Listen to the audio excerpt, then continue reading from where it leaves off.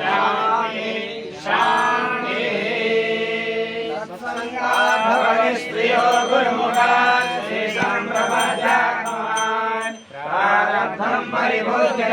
सकलं दक्षिणकर्मान्तरः न्यासादेवदिरङ्कुशे सरदया नेतो नमायान्वयो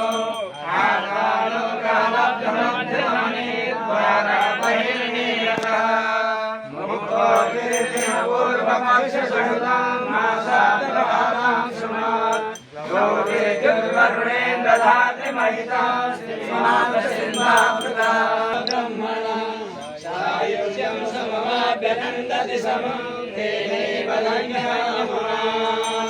सभ्यं पादं प्रसार्याधाय सभ्ये तरङ्गभोगे निधाय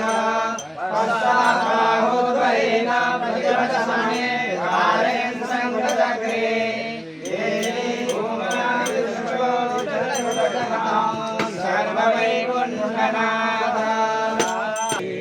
परे श्री वैकुंठे परमरुचिरे हेमनगरे महारण्ये हर्म्ये मणिमय महामण्डपवरे समासीनं शेषे तव परिचरेयं शरणयो माया पारी अमर बिरजा निर्मल नदी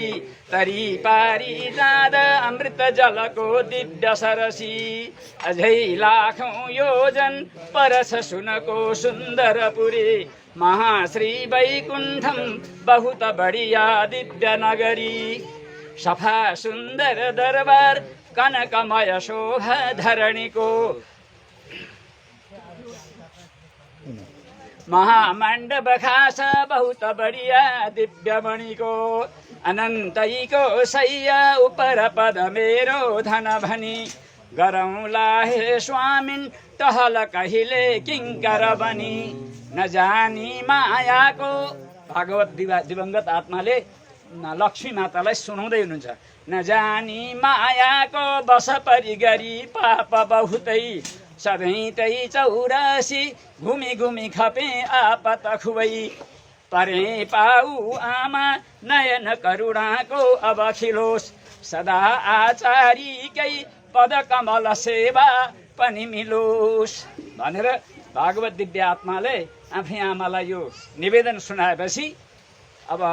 लक्ष्मी आमाले फेरि भगवानलाई पुरस्कार गरिदिनुहुन्छ सिफारिस गरिदिनुहुन्छ अनि मात्रै भगवानका काखमा प्राप्त हुनुहुन्छ है। अब यो सिफारिसको श्लोक चाहिँ सुन्नुहुनेछ।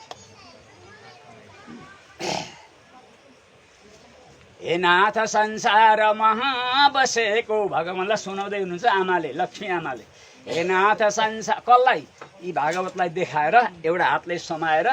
एकपट्टि भगवानको हातलाई पनि समाएर माझमा बसेर हे नाथ संसार महाबसेको संसारको दुःख खपिरहेको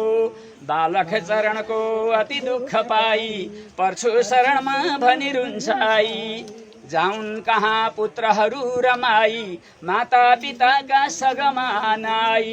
वास्तै नराखी कन निष्ठुरी भई त्यागी दिदामा पनि खोजी गर्दै आएछ हे नाथ पिता ठम्याई लिबक्सियोस् काख महारमाई लिबक्सियोस् काख महारमाई। अब चाहिँ काखमा पुग्नु भयो।